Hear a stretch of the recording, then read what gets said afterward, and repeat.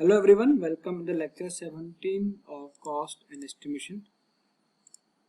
Today we will discuss on estimate of two-room building using individual wall method. Last lecture में हमने पढ़ा था estimate of single room building using individual wall method as well as using center line method. Okay, मैं ये मान के चल रहा हूँ कि आपको सिंगल रूम बिल्डिंग का long wall short wall method से एंड सेंटर लाइन मेथड से, दोनों ही मेथड से आपको सिंगल रूम बिल्डिंग को एस्टिमेट करना आता है.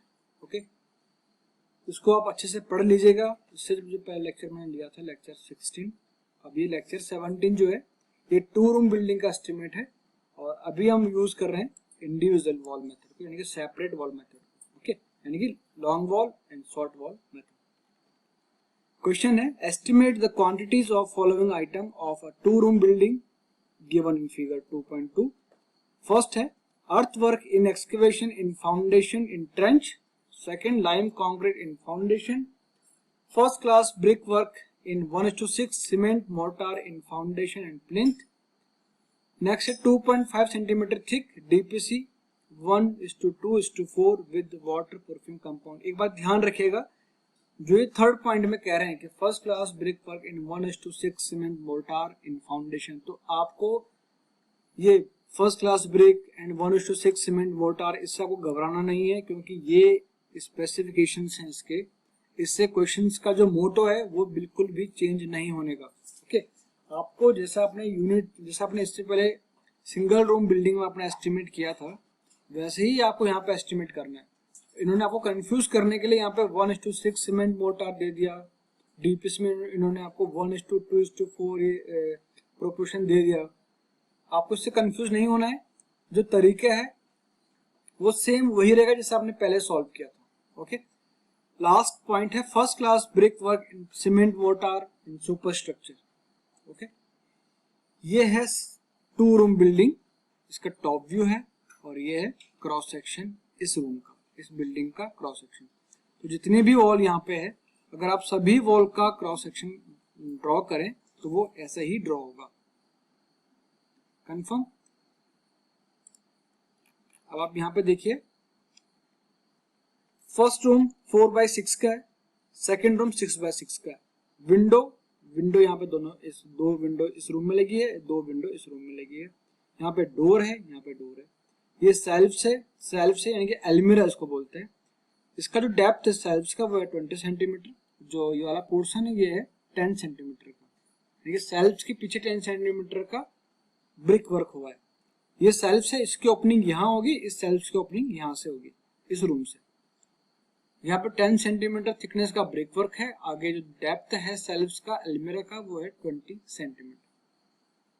अब जो इसका प्लान, ये इसका सेक्शन है, सेक्शन में ध्यान दीजिएगा, ये प्लिंथ वॉल है, यहाँ से यहाँ तक ये पूरा प्लिंथ वॉल है. प्लिंथ वॉल में टू पार्ट में डिवाइड किया हुआ है. First part is above the ground and second part below the ground. Okay, plinth वाली वॉल है, ये प्लिंथ वॉल जो है इसका टोटल डेप्थ है 0.6 प्लस 0.2 यानी कि 0.8. 0.8 में भी जो 0.2 वाला पोर्शन है वो बिलो द ग्राउंड है. तो टोटल डेप्थ ऑफ एक्सकेवेशन होता है 0.2 plus 0.2 plus 0.2 plus 0.2 plus 0.2 plus 0.3. Okay, ये टोटल इसको ऐड करेंगे तो टोटल डेप्थ ऑफ एक्सकेवेशन आएगा 1.3.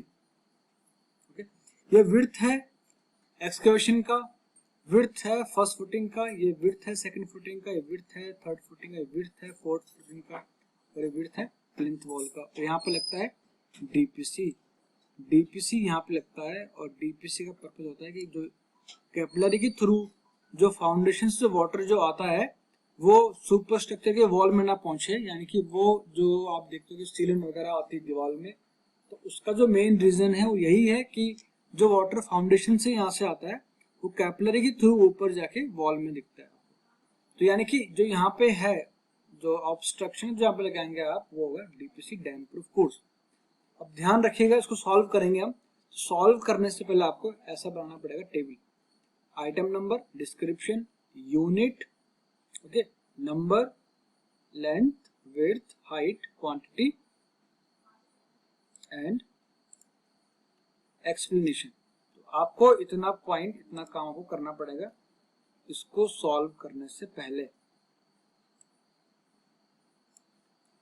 इन्होंने डोर्स, विंडो और शेल्व्स का डायमेंशन ऑलरेडी दे रखा है, ये आपको एग्जाम में भी पहले से गिवन होगा, ना गिवन हो तो आप इसको एज्यूम कर सकते हो एग्जाम में भी। ओके, ध्यान दीजिएगा, इसको सॉल्व करने के लिए आपको सबसे पहले number of wall, long wall और number of short wall count करनी होती है कितनी। इसमें नंबर ऑफ लॉन्ग वॉल है 1 and 2।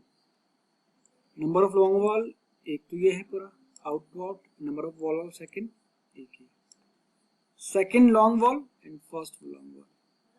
Number of long wall कितनी है 2। Number of short wall 1, 2 and 3। Total number of short wall है 3। ओके, ये कंफर्म हो गया। अब आपको करना है कि total centre to centre length of long wall. Okay, यहाँ पे ध्यान दीजिएगा, बताता हूँ आपको कैसे इसको सॉल्व करना है।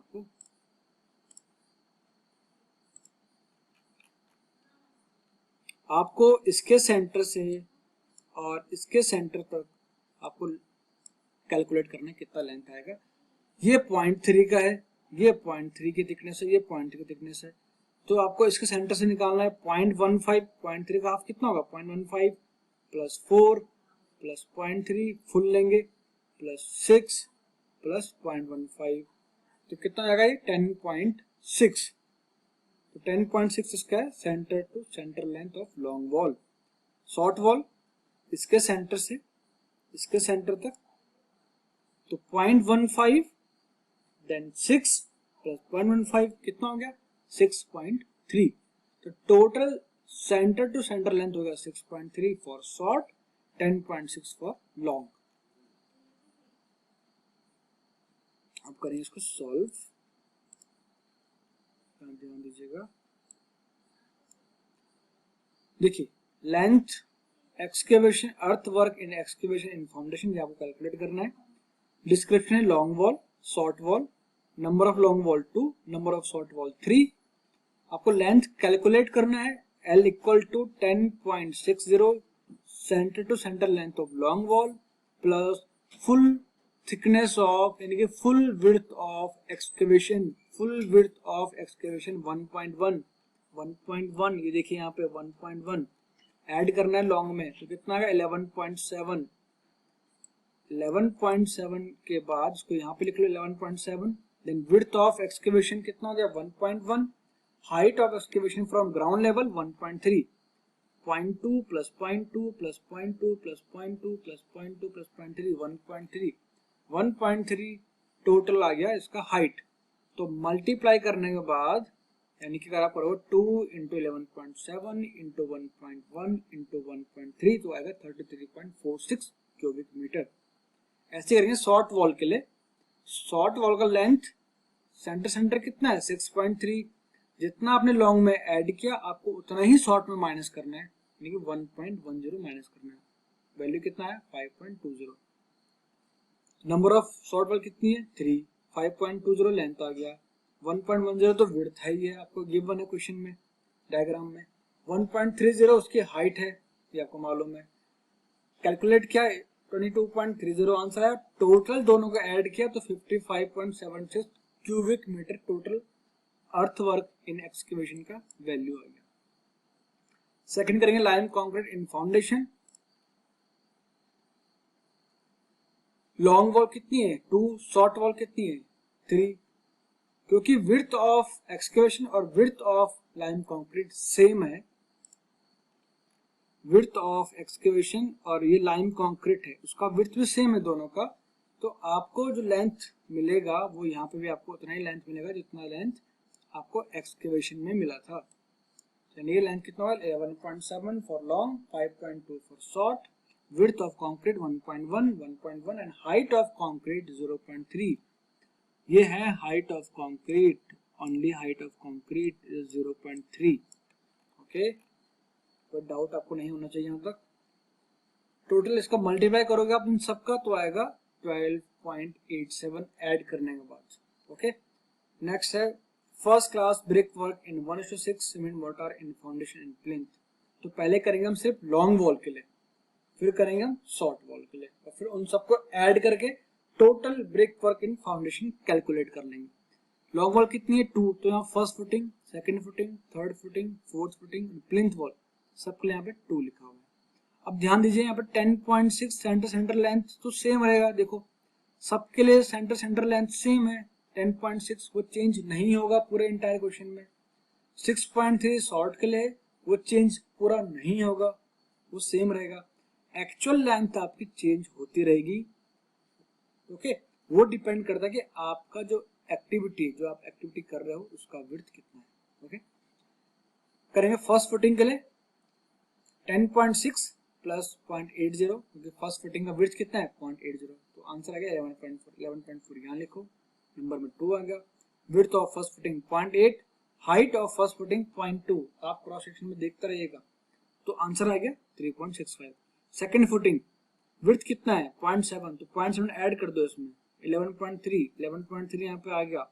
इन सब का मल्टीप्लाई करो, विड्थ आप यहाँ पे लिख लोगे, हाइट यहाँ पे लिख लोगे, यहाँ पे 3.16 आ गया। ऐसे थर्ड फुटिंग के लिए विड्थ कितना है 0.6 ऐड कर दो 11.20, बाकी उसके विड्थ लिखो, उसका हाइट लिखो, यहाँ पे आंसर आ गया। फोर्थ फुटिंग 11.60, विड्थ कितना फोर्थ फुटिंग का 0.5, 11.10 आंसर आ गया, यहाँ पे 11.10 लिख लो, यहाँ पे 0.5 आ गया, यहाँ पे 0.2 आ गया, यहाँ पे आंसर आ गया। प्लिंथ वॉल अबव फुटिंग 2, 11.20 कैसा है 10.6 प्लस 0.4, विड्थ है फुटिंग का प्लिंथ वॉल का 0.4, 11.0 आ गया, 11.0 यहाँ लिखो। विड्थ ऑफ प्लिंथ वॉल 0.4, 0.4 यहाँ पे लिखो। हाइट कितना है 0.8 यहाँ पे लिखो, 0.8 हाइट है, 0.2 ये है, ये प्लिंथ वॉल है ना, 0.2 ये हाइट है, 0.6 ये हाइट है, 0.8 टोटल हाइट हो गया, तो 0.8 टोटल हाइट 7.04 आंसर आ गया। ऐसे शॉर्ट वॉल के लिए करेंगे। अब ध्यान रखिए जितना आपने लॉन्ग में ऐड किए थे जो वैल्यू, आपको सेम वही वैल्यू शॉर्ट में माइनस करनी है। बस सेंटर लेंथ आप ऑलरेडी कैलकुलेट कर चुके हो। First, second, third, fourth plinth wall above footing आपने लिख लिया।